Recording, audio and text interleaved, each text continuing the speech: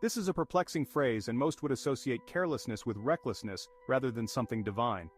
But divine carelessness can also be understood as being carefree. How? The disciple needs to be detached from overdue influence of his emotional feelings so he is not weighted down with the cares of the world, his loved ones, and his own needs.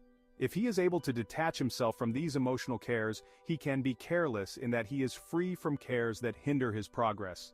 That is one aspect of divine carelessness. Here is another one.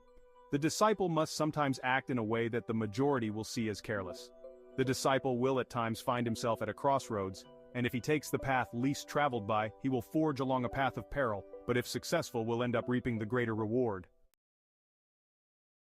The disciple must acquire the quality of divine carelessness to overcome the beast that has so much power in the major religions, and especially in the Mormon Church.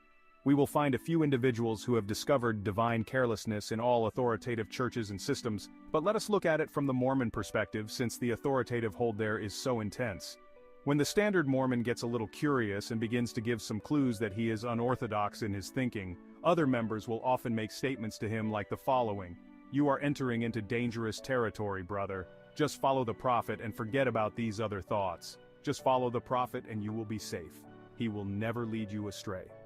The bottom line is that regular members give full preference to the advice of the authorities over their scriptures, and are terrified at the thought that their minds may be in rebellion against the church and the prophet. They think that if they get any revelation at all, it will only be to confirm something already agreed upon by the prophet.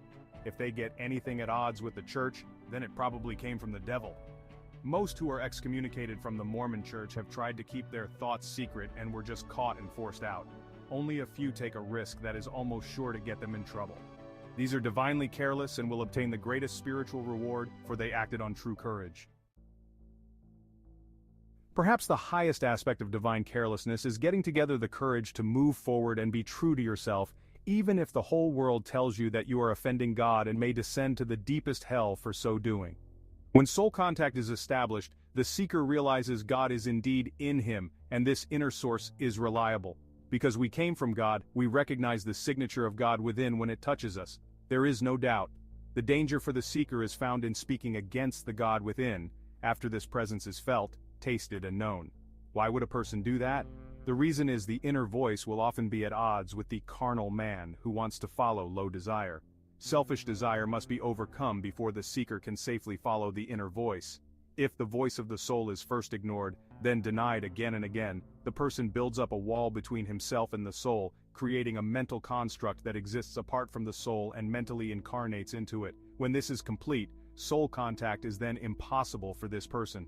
This entity has then entered what we call the left-hand path or the brotherhood of darkness. There is risk in moving forward, but we have no other choice. We can only stand still for so long, and then we must move. When we do move, we have a clear choice between following the highest we know or the path of selfishness. May we all have the courage to be divinely careless and move forward, always being faithful to the good, the beautiful, and the true that emanates from the voice of the soul. Follow the links below the video if you want to read more about divine carelessness.